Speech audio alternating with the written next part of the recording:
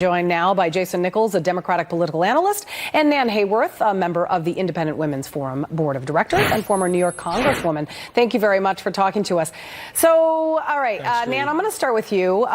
Elizabeth Warren has not only formed an exploratory run, for 2020. She's actually released a fundraising email, and I have part of it, and I'm going to read it to you. It says, I've spent my career standing up to big banks and powerful corporations, and I didn't stop when I got to the United States Senate. I don't have binders full of bankers and CEOs to call for ginormous checks to launch this committee. In fact, most of them aren't going to like what I'm doing in such a crowded field, I have to ask you, of contenders. Where does Warren stand, do you believe? Well, you know, clearly Elizabeth Warren has made a name for herself among Democrats and progressives as a crusader against abuses by the financial services industry. But let's be honest here.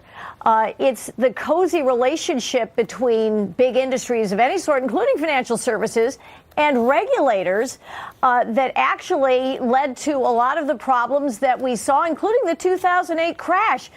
So, Julie, if Elizabeth Warren really wants to be a champion for the American people, she'd follow the lead that President Trump's taken.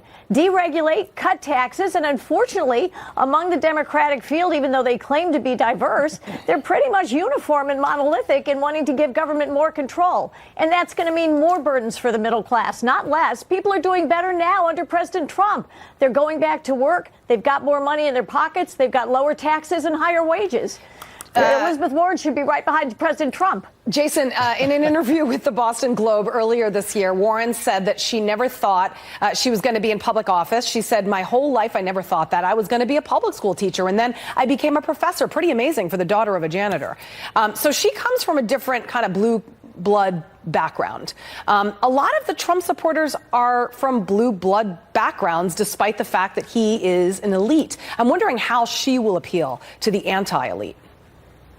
Well, you know, a lot of things actually in terms of that haven't really made sense. Like you said, President Trump is a New York socialite who wouldn't have been caught dead in Mississippi or Alabama before he ran for president. But now you have Elizabeth Warren, who actually does come from a working class background. But she may have a difficult time because she is viewed as an intellectual elite, someone who taught at Harvard University.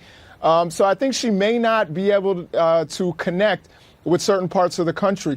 I think what is going to connect are her ideas about Medicare for all. We know that so many people in this country go broke trying to pay for medical expenses and medical bills and lose their homes and lose their farms. I think if she sticks to the issues, not just about her personal image, she will connect with working class voters. Did her DNA test results, I mean, she didn't bring that up. Nan, do you think that's going to hurt her at all, or do you think people have buried the hatchet there? You know, Julie, it's certainly in a very competitive Democratic field, you know it's going to come up, and rightly so. It's absolutely ridiculous to claim Native American ancestry when, in fact, you have less Native American DNA than the average, the European descendant in this country. I mean, that's just crazy. But again, you know, Julie, the Democrats are so focused on things we can't change. Our identity, the whole idea of being American is that we get beyond ethnicity, gender, the zip code we grew up in.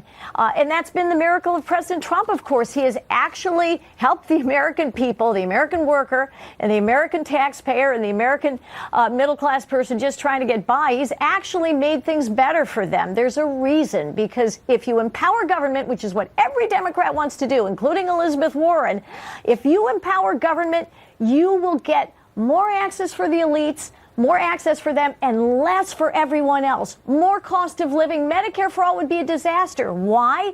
Because when the government controls things, then only the people have access to government as special contractors. Big insurers have done fine under Obamacare. Right. Average Americans have not. All right, I want to talk about the not average American, the rich, and obviously those who are running for office. There are some other 2020 contenders, Michael Bloomberg, for example. He had a net worth of somewhere around $51.8 billion, making him the 8th richest person in the United States and the 11th richest person in the world.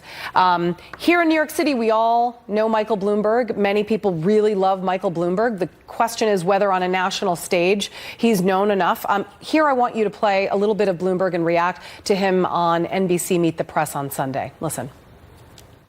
I think the public is tired of listening to the same platitudes that they get. We're in favor of God, mother, and apple pie. Timeline is beginning of the year, end of January, into February, maybe. There's no rush to do it.